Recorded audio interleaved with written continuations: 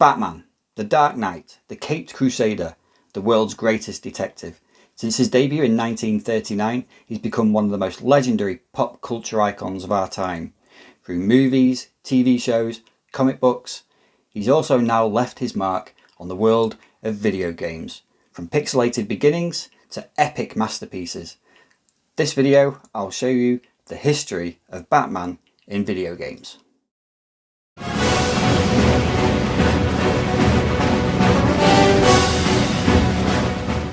Alright everyone, hope you're doing well. Thanks for pressing play once again. I'm the man they call Pixel Paul, and this is my look through the history of Batman in video games. So I did a similar video to this many months ago now, covering James Bond games. So I'm a big James Bond fan, and I did a video a bit like this going through all the games of James Bond that I had. And straight away after doing that one, I was sort of thinking, what can I do next? And my first thought was, definitely got to do Batman. I've got quite a lot of Batman games, but I've got a lot of love for the character as well. I wouldn't call myself a Batman super fan or anything like that, but I've sort of grown up watching and reading Batman through the years. So my history of Batman probably goes back all the way to, I don't know, school days, school holidays probably. I remember school holidays, you get up in the morning, first thing you do is you get your breakfast, you get a bowl of cereal, and you'd sit down in front of the TV, you'd stick it on, and you'd be watching cartoons, Whack-A-Day, for those of you old enough to remember Whack-A-Day, and usually sort of around 9:30 in the morning, every morning. Some holidays they'd be showing things like Stingray, Thunderbird, something like that, but a lot of the time they would show Batman, the original TV show of Batman. So I grew up watching a lot of those episodes, and a lot of fun memories of that as well. So obviously then that moved on to 1989 and watching Tim Burton's adaptation of Batman the movie, and there was a huge kind of, not controversy to it, but quite a lot of hype with that, partly because of the age certificate that it was given. So a lot of people assumed that, you know, it's Batman, kids are going to want to watch it, and I think it had a 15 age rating at that time. So I remember we had to wait until it came out on video, and we hired the video, the VHS of Batman, and I remember watching that film. I was only 12 at the time, I think, something like that, maybe 13, and been blown away by it. It was just incredible to watch that. It was such a serious film. Well, most of it was, you know, a lot darker anyway, shall we say, than sort of like the TV show. At that point, I'd also read a few of the sort of comics as well. We'd started to get Batman comics over here. None of the graphic novels, just the sort of normal kind of comic books of Batman. So I'd been reading some of those as well, and just sort of fell in love with the character then. Obviously then Batman Returns came out, and I remember going to the cinema to watch that and loved that film. And yeah, so my love of Batman just grew from there. Obviously from like Batman Returns, we then had Batman Forever and Batman and Robin. Batman Forever has its moments. Batman and Robin is not a great film, but it is essentially a bit of a kid's film really, so you can sort of forgive it a little bit, but it's very pantomime, and it's kind of very reminiscent of the old TV show in many ways. But it's just not a great film, and some of the acting in it is pretty rotten. Yeah, it's not a great film. Obviously from there we sort of moved on to the Chris Nolan trilogy, the Batman Begins, which I really enjoyed. Batman Begins, I think that's an excellent film. I love the Gotham setting for Batman Begins. In my mind, it's kind of somewhere between sort of reality and Tim Burton's vision of Gotham, just very dark, very bleak, and yet quite sort of fantastical as well. Then we moved to, you know, the Dark Knight, which, you know, again it's a fantastic film, and Heath Ledger as the Joker was incredible. For me, sort of Gotham lost the plot a little bit there. It looked more like just a normal sort of New York type city. So that, which, you know, Gotham is quite a big character in the Batman. I know it's strange to say that, but for me, Gotham is just part of it, and if you don't get it right, it doesn't feel like Batman. That being said, I mean, Dark Knight is an incredible film as well. Dark Knight Rises, not sure. wasn't my, I couldn't really get into that one particularly. So yeah, Chris Nolan's trilogy was, fine. And then since then, it's been a sort of weird path for Batman. There's been various TV shows. There was Gotham, obviously. But yeah, we ended up then with Ben Affleck as Batman for the sort of DC Universe type films. And again, sort of mixed results, really. You couldn't really call any of them particularly classics or anything like that. Justice League, Batman versus Superman, or Superman versus Batman, whatever it's called. Yeah, not sure. Ben Affleck was fine as Batman, but there was just something not quite right with it. I don't know. Obviously, we got Michael Keaton back as Batman in the Flash movie, which again, it's not a great movie, but it was kind of cool seeing him back on the screen. And then sort of right up to date, the sort of latest films, if you like, was The Batman with Robert Pattinson. I enjoyed that. I don't quite know where it all sits. It's just a standalone sort of Batman film, isn't it? And obviously now we're waiting for a sequel to that as well, but that's been delayed till, I want to say 2027, something like that.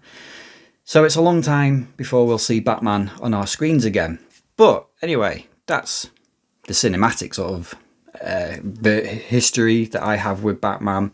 Like I say, I'm not a massive super fan or anything like that. I'm just a fan of Batman. Anyway, you're here for video games, and that's what we're going to do. So I'm going to go through the history of Batman video games. I will show you the games that I've got, because I don't have every single Batman video game out there. I've got a fair few of them, but I don't have every single one. But I'll show you the ones that I've got, and we'll talk a little bit about them as we go along. Okay, so let's crack on with the games of Batman. Now, I am no way, shape or form an encyclopedia of video games, so I do have some notes. So if you see me looking down, yes, I've got some notes written down. I can't remember things like years and things like that, so a few notes just written down. But the first Batman game arrived in 1986, and it was just simply called Batman. It was like from what I remember, it was like an isometric type game. Came out on like the Spectrum. What else was there? Spectrum, Amstrad, MSX, those sorts of consoles back then. Yeah, that was sort of the first Batman game that I'm aware of anyway. After that, there was another one, another sort of license, 1988 apparently, Batman the Caped Crusader, and it was kind of like it says here, comic book style action adventure game. Not sure what it came out on, but be interested to know a little bit more about that one. But yeah, that one came out in 1988. But then obviously the Batman film arrived in 1989, and with it came a few sort of licensed games, of which I have two. So the first one that I've got, and I only have the cartridge for this one, and it is Batman on the Game Boy. I used to have the box of this, but I've just got the cartridge of it now, having sold the original or swapped it out years and years ago. But that's a really good game. I do love Batman on the Game Boy. It's a platform game. There's a lot of similarities with this to sort of Super Mario Land in some ways. Very sort of basic graphics, and it was a very early release for the Game Boy as well. But it's very good. At parts, it's very sort of difficult. There are also sort of like Batwing flying sections, sort of shoot 'em up sections, similar to Super Mario Land, and they're quite tricky, but not completely impossible. So I do love Batman on the Game Boy, and then I also have Batman on the NES, nicely boxed and complete. So yeah, this one is a completely different game to the Game Boy version. And this one is tough as nails. This is one difficult game. And I might be wrong. I think I'm right. But I think this is one of the first games, if not the first games, to sort of introduce the wall jump. I'm sure people in the comments will correct me if I'm wrong. But I think it's one of the first games to bring that in. That sort of mechanic, that jump mechanic, being able to jump off a wall and onto the next. I could be wrong. But yeah, it's a really tough game, this one. Very good. Really good game. What I've played of it, I don't think I've ever finished it. No, I have finished this. I did finish it back in the day, but I've certainly not finished it recently. But yeah, it's a good game, the NES version. I think there is a Master System version of this, and I think there is a Batman game on the Mega Drive as well. But I've just got the NES and the Game Boy version. So those were the 8-bit games for Batman. After those, there was a Another Game Boy game, Return of the Joker it was called. Again, I used to have that, but sold it years and years ago. But yeah, second Game Boy game on the Game Boy, Return of the Joker. That one was a little bit more sort of like the console versions. The graphics were just a little bit more detailed. The animation was a little bit more there. Again, quite tough, but a very good game, that one. Again, sort of just a basic sort of platform game. But yeah, if you ever get to play that, it's well worth giving it a look. Moving on to the 16-bit era, and this is probably my favourite Batman game ever. So Batman Returns arrived at the cinemas, and again, loads of licensed games for it. Batman Returns came out on the Mega Drive, Master System, Game Gear. I think there was a Lynx version of it as well, but there was also this version. And for me, for my money, this is the best version of it. And my personal favourite Batman game, and it is Batman Returns. So yes, once again, I don't have a boxed copy of this, and I may have mentioned it before, but I'm not a big fan of this term, but Batman Returns boxed is a bit of a grail item for me. If I ever see this at a reasonable price, in nice condition, I will go for it, because Batman Returns is just such a great game. It's one of my favourite SNES games.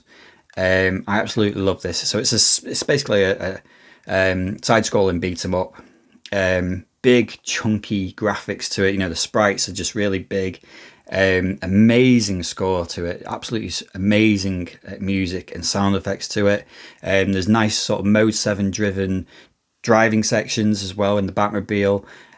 So yeah, I just absolutely love this game. It's just, for me, it's just one of the, I always call it like the showpiece for the SNES. I just think it's one of the best games on the SNES personally. And that's why I would love to maybe just one day be able to find and pick up a nicely priced, fully boxed version of Batman Returns. The Batman Returns, that's probably my favourite ever SNES game, or Batman game certainly. So, still in the sort of 16-bit era, during 1994, a few years before that, we were introduced to Batman the Animated Series as well, which again is another absolutely incredible series of visual entertainment, if you like, for Batman. I do have the Blu-ray box set. I didn't pull it out. I should have done, really. But yeah, absolutely amazing series of shows, that Batman the Animated Series. I do love that.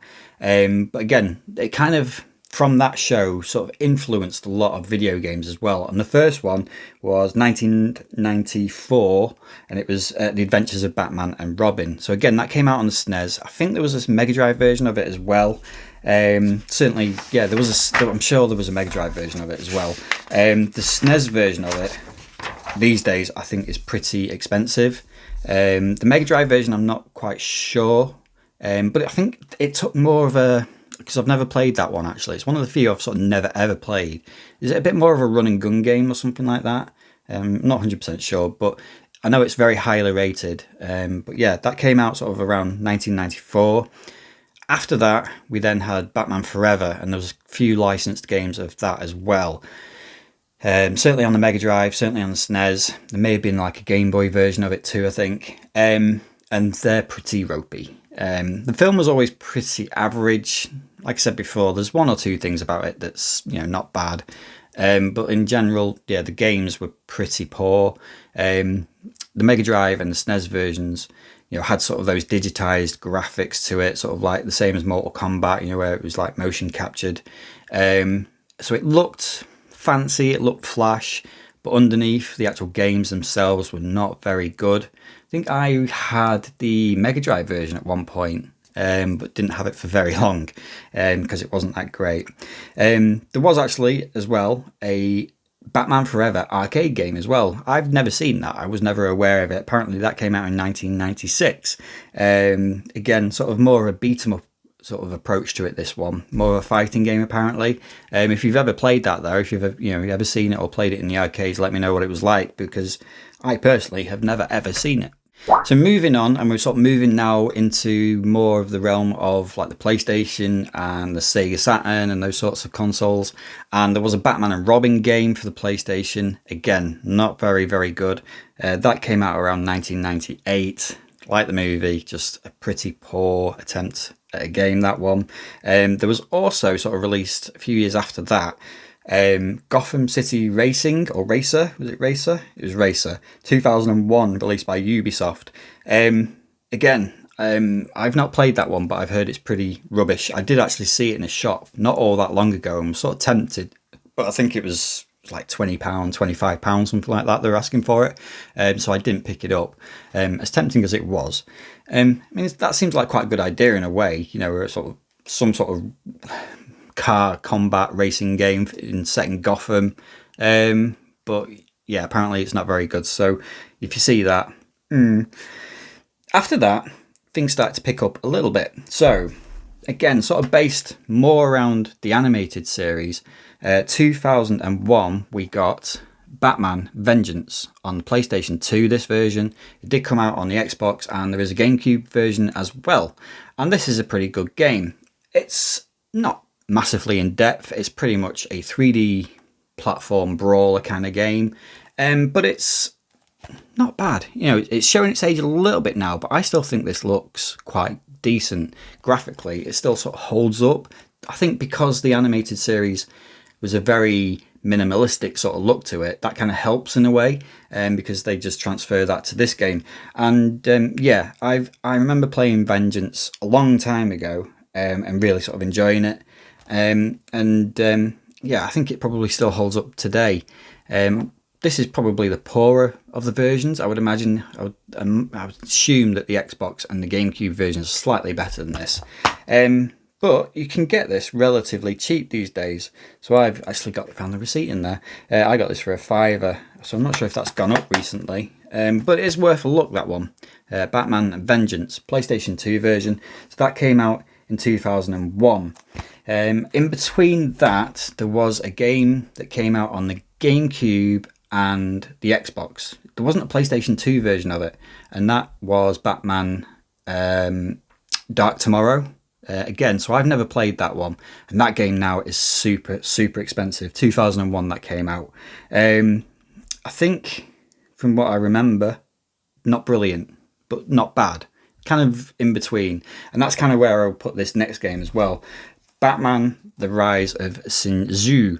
So very sort of similar in a way to Batman Vengeance. It still uses those sort of animated series type graphics, but I've not played a huge amount of this one because I've only recently picked this one up, but it just didn't grab me, this one, I must admit.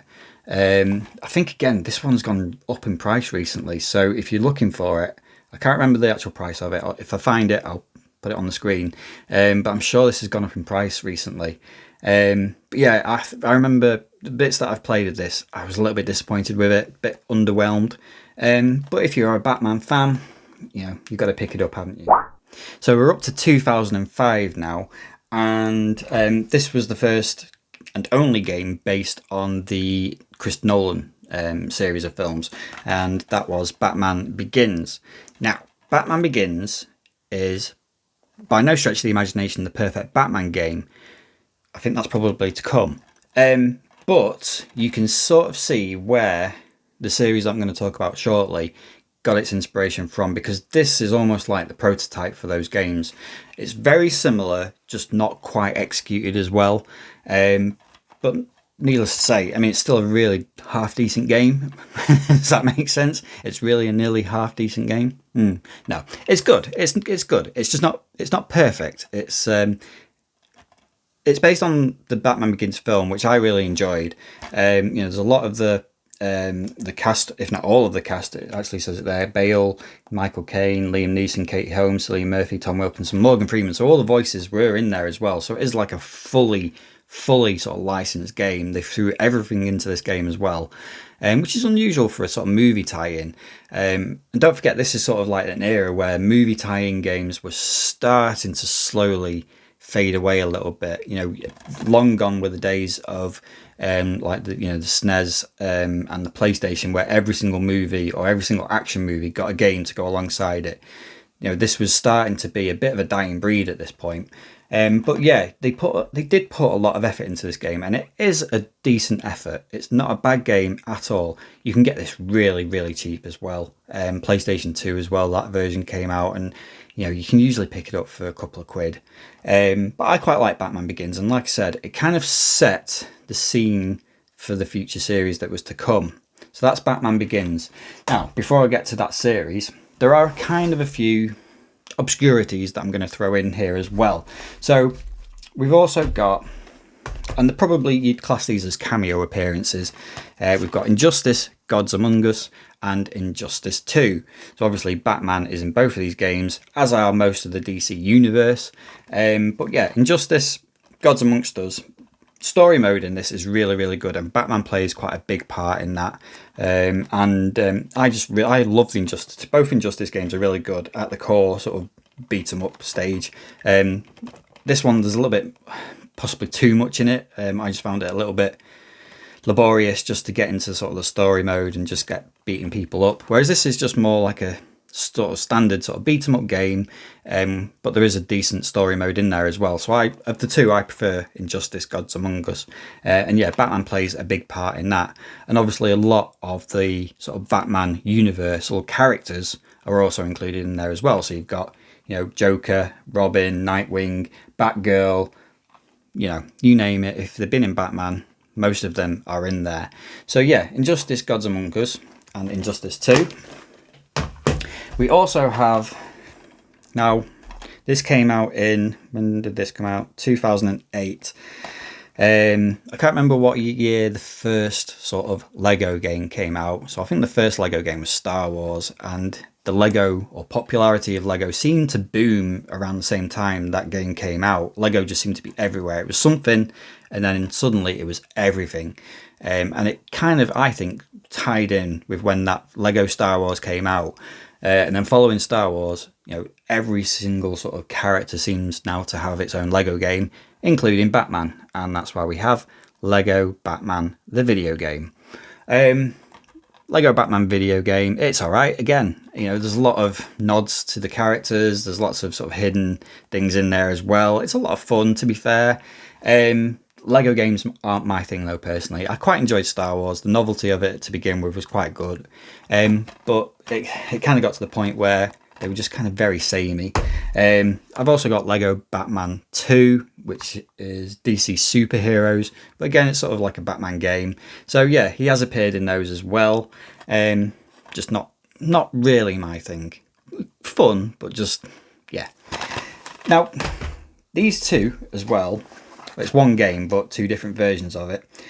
These are, I always say this one, certainly for the Nintendo Wii, is one of the Wii's best hidden gems. I think this is such a brilliant game. And there is a version of it on the Nintendo DS as well, which I think is just as good. It's slightly different to the Wii version, but it's its own game. And I just really love both of these games. And that is Batman, the Brave and the Bold, the video game. I just think this is such an underrated little game for the Wii and for the DS, to be honest. Basically, just a sort of, again, platform game, old school sort of platform game. There's motion controls in there as well, and you use the stylus in this one a little bit. But yeah, based on the Batman Brave and the Bold cartoon show, or animated series, sorry. Yeah, it's just really, again, just a lot of fun and great for Batman fans. There's a lot of different DC characters in there as well, like Plastic Man's in there, and I think Aquaman was in there, and Green Lantern, various others. But yeah, I think if you can find that, if you've never played it, it's well worth a look. If you're not a fan of Batman particularly, I still say that these two games are well worth a look. So yeah, track them down if you can. Batman, Brave and the Bold. Okay, hope you're still with me. Cheers, everyone.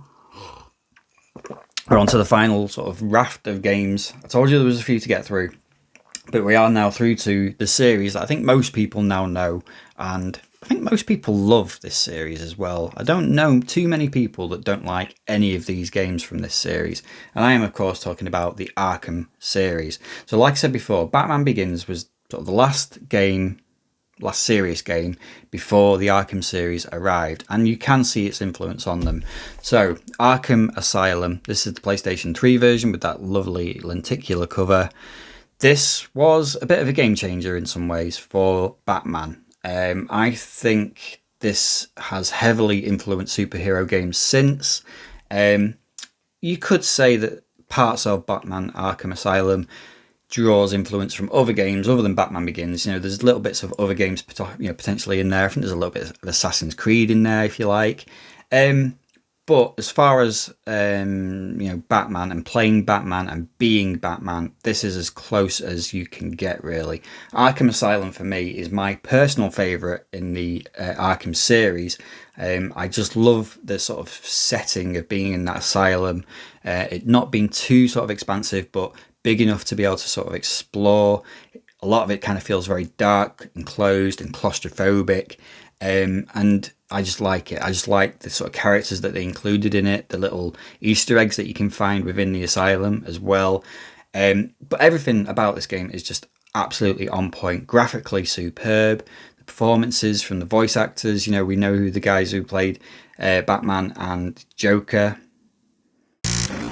And obviously I don't, because I completely forgot for a second. My mind went blank. Kevin Conroy and Mark Hamill, of course.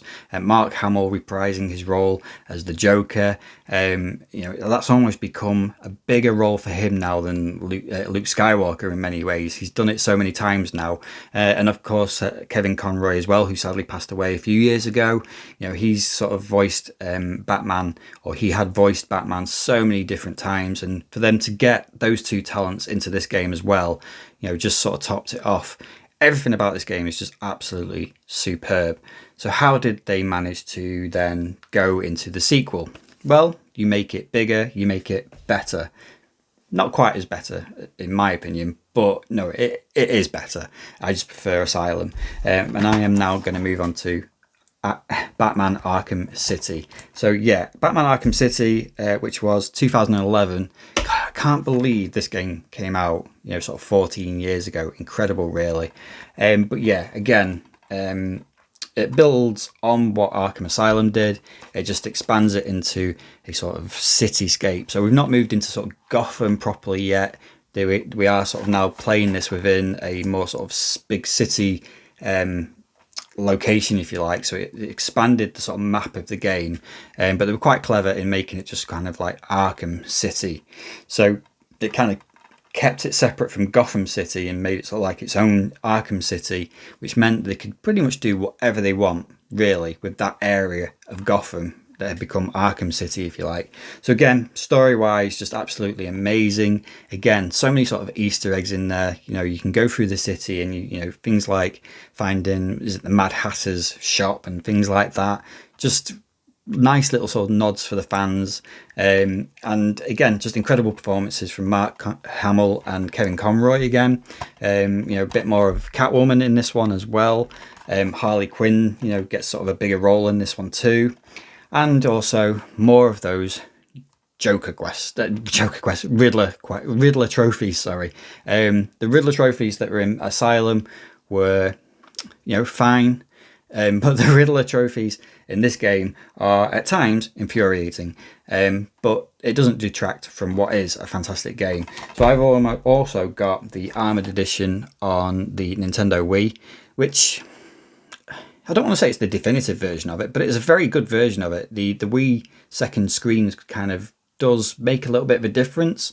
Yeah, I mean, it includes all of the DLC for City as well. So if you have a Wii U and you don't have that and you love this, then you should really get that, because, it's the complete version of it in a way. Graphically, it's not quite as good probably as the 360 or the PlayStation 3 version. Certainly not the 360 version anyway. But yeah, it's worth playing that one.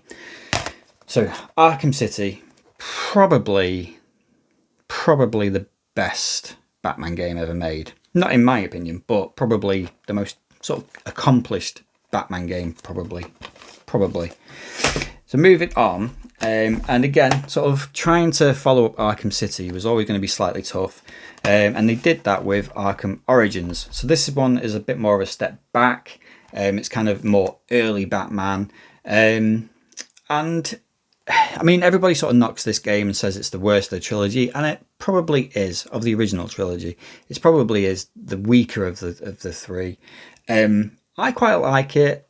I don't think it's as good as the other two, though. It is my third of the three, but it is still a very good game. I mean, if this game came out first, we'd probably be, looking back at this one thinking that's just, absolutely amazing.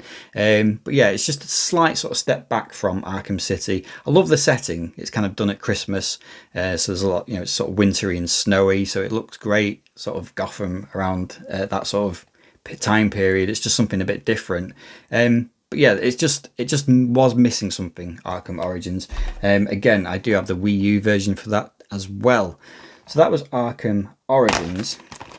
As a spin-off of that game, I do also have Batman Arkham Origins Blackgate on the Nintendo 3DS.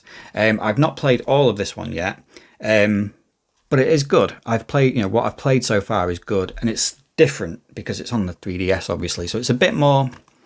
It kind of still looks like, a flashy Arkham game, but it's a little bit more, not quite as free roaming, if you like. It's a bit more, using the touch, the second screen and the touch screen, and yeah, it's just a bit different. But it is good. I don't think it's that long though, apparently. Like I said, I've not actually finished this one yet. But graphically, it looks great on the 3DS. So again, if you love Batman, definitely worth picking up Blackgate. There is a PS Vita version of this as well, which is again quite expensive these days. I wouldn't mind picking that up, to be honest. I probably would play it more on the Vita than I would on the 3DS, if I'm honest. But yeah, worth a look at that one. Then the sort of last official game of the Arkham series is, of course, Batman Arkham Knight on the PlayStation 4. So again, just sort of continuing the sort of series, sort of stepping back to, or forward in time from Origins. Arkham Knight, for me, was quite an important game for me on PlayStation 4 because I'd got the PS4 and I'd not really taken to it particularly. I think when I got that, I got Destiny and FIFA and The Last of Us. And it's weird to say, but The Last of Us at that point just hadn't grabbed me. I'd not really had the pull to play it. Destiny was a little bit of a letdown for me. But yeah, there was nothing else particularly on the PlayStation 4 that really had pulled my interest until this came out. And when this came out, I think I started to really get the PlayStation 4, and I just loved this game. I spent a lot of time playing this game, and to be fair, it is pretty much more of the same. Again, sort of expanded city play area now, and because of that, they threw in the Batmobile. Now, that was a little bit controversial because some people quite liked the Batmobile, other people didn't like it. Again, I thought it was all right personally. It does sort of look and feel a bit more like a tank at times, but it's kind of an in-between version of the Batmobile from Batman Begins and like the classic sort of Batmobile cars and designs. It's kind of somewhere in between, but I didn't mind it, if I'm honest. But yeah, Batman Arkham Knight, absolutely incredible game as well. Absolutely stunning game. Is this a game that they could I dread to say it, actually. Is this a game that they could remaster and it would look even better now? Possibly not, I don't know. It does look fantastic still, I think. So yeah, maybe. Some amazing sort of moments in this as well with like Scarecrow, some of the sort of scare, the fear tactics that Scarecrow uses, and that sort of thing. Yeah, I'm looking at it now and I'm thinking I'd really love to sort of maybe go back to this game again at some point. But yeah, Batman Arkham Knight. So that wasn't quite the end of the Arkham series. There was one more game. And this is a game that I played recently. I don't remember which year this came out, but I will look. We're looking at 2016. Wow. So again, sort of connected to the Arkham series was Batman Arkham VR. This is really good. It is a really good game. This is sort of in many ways like the most immersive version of a Batman that you can get. It's just incredibly short. It feels more like some sort of like tech demo. And it is very impressive. It looks great. There's no combat in it. It's very much a sort of detective sim in a way, but it's a very good one, and it's done really, really well. It's just very, very short. I think I said I finished this in I can't remember, but it was under 4 hours. There's not a huge amount of gameplay in there. There's a bit of replayability with it, but yeah, how much they're charging for this at the moment doesn't really justify how much game is in there. I think it's still about £25, something like that, if you want to get it from CEX. I just genuinely don't think you could justify paying that amount for it, because it's just so short. If you're a Batman completionist, then yeah, you'd have to go for it. But I mean, I got it a lot cheaper than the sort of going rate for it, and I did enjoy what I played. It was just so short and so short-lived. You just wanted more, really. But it was, it was something a little bit different. Then the final Batman game that I have, I don't think there are any after this. I'm just going to check my notes just to make sure. Nope, this was the last one on my list. This is the last one I have. There's 2 episodes to it, actually, but I don't have a physical copy of the second part of it. But the game is Batman the Telltale series. So a bit like Batman Arkham VR, this is, your sort of standard, usual Telltale series game, and it's sort of more story driven, more choice driven, and it's more tapping into the detective side of Batman in a way. There's no sort of real like controllable combat in it. It's all quick time events and that sort of thing. But again, it's a very nice and sort of different take on Batman. Quite sort of similar to the Arkham series in a way, really. And again, just it's well worth a play. The second part to it, which was The Enemy Within, I think it was called, if I remember right. Yeah, that one wasn't quite as good as the first part, I didn't think. It's more sort of centered around the relationship between Batman and Joker. It's kind of like a weird sort of phase with Joker, from what I remember.